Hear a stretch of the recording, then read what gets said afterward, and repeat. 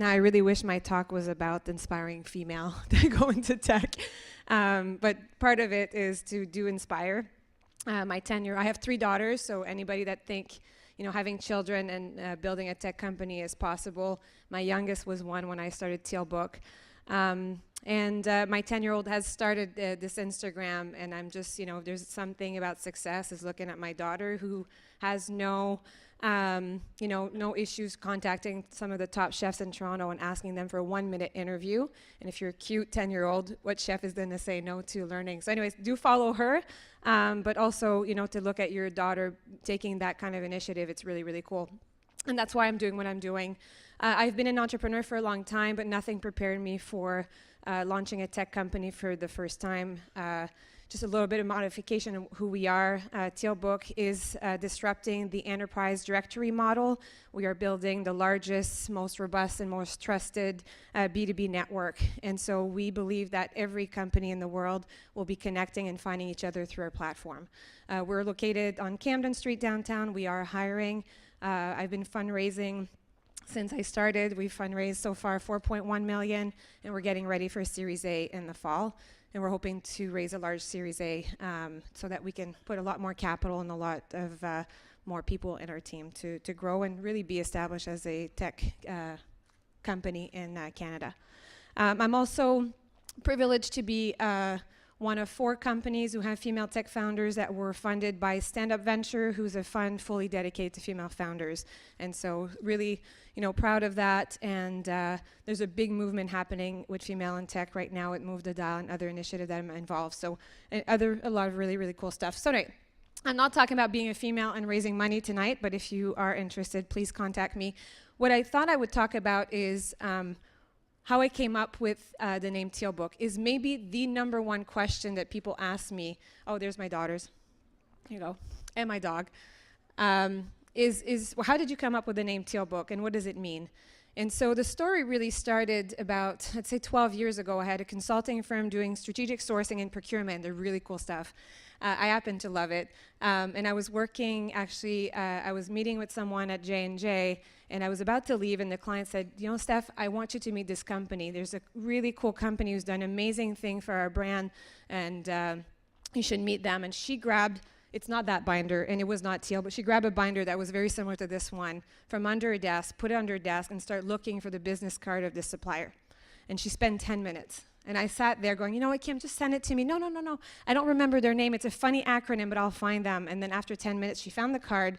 She gave it to me. She says, can you write their contact and give it back to me? Because I don't want to lose their contact information. And I drove away thinking, really? There's a wealth of intelligence sitting in this binder. And this person who's been there for 20 years has. And unless she think of it or someone asks her, it will take her 10 minutes to find the information.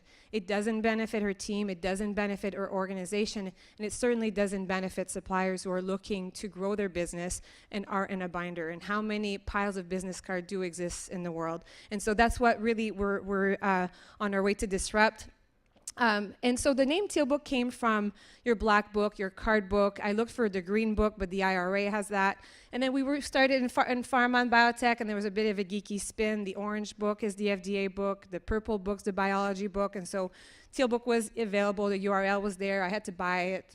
Too much money, but I did buy it, so we got it. And then we put it in the parking lot. And as we started developing the concept and the initial wireframe, when it was time to kind of launch, I thought, is there any other names? And we had a couple of names, but really that stuck. And then we had now a badge called TK, and it all worked out. So we kept Tealbook. And then a year later, I get a letter that says, surely you've heard of a billion-dollar company called Facebook. And they were challenging my name. So you'd think I'd be flattered, but I was pretty petrified. And suddenly, I really wanted Tealbook because we had a year invested in talking to large enterprise. We had already started doing a lot of education, and someone did not want me to have the name Tealbook. And so I became a trademark expert in a week. I had a very big law firm in Boston to guide us, and they were terrible. Terrible advice. I won't say who it was, but they called me back and say, we talked to Facebook, and they will agree to give you some compensation to change your name. I said, excuse me? I was not involved in that conversation at all. And I said, well, how much are we talking about? She says, well, $25,000, $40,000.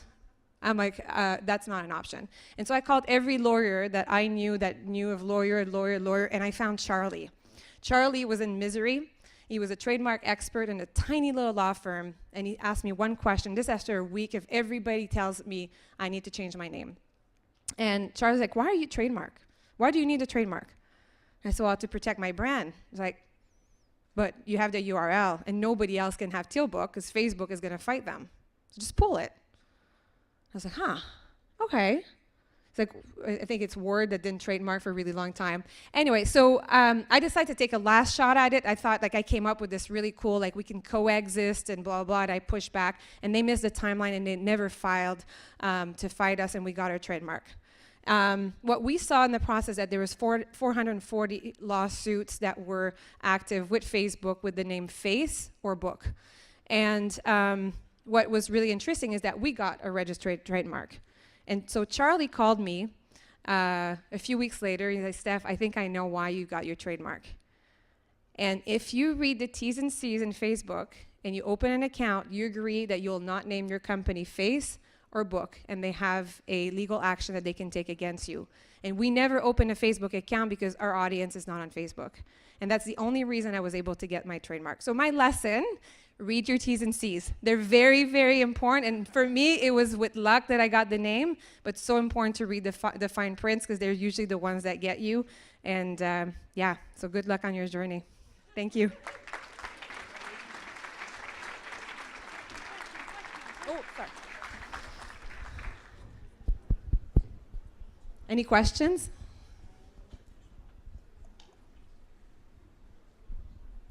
Hey, Stephany, thank you so much for the presentation. I looked over your company's website a little bit. So as I understand, it's sort of like you guys sort of started as, I guess, a marketplace. So I guess initially when you started, you might have this chicken or egg problem with your particular marketplace, and how did you overcome that and solve this problem initially? Yeah, I mean, the unique sort of position I've had is I was in procurement for about 10 years prior to starting Tealbook. So I had identified a gap at the enterprise level and how they were finding information and how little share of knowledge was happening at the organization level, typically globally. And so, yeah, it's definitely a chicken and the egg, and we're still figuring that out. But through machine learning now, we have 4.2 million suppliers in our ecosystem. We call it a network, not a marketplace. There's no transaction in Tealbook, and our goal is to reach 100 million companies. And at the enterprise level, we enrich their master data. So we provide a lot of efficiency, transparency. So the larger, the better. We've got large clients now that are coming on board. And within a week's time, we can give them full transparency on their entire master data. And so that's how we've been able to fill that gap. But it's definitely a challenge when you're a network or marketplace or building communities. One more question.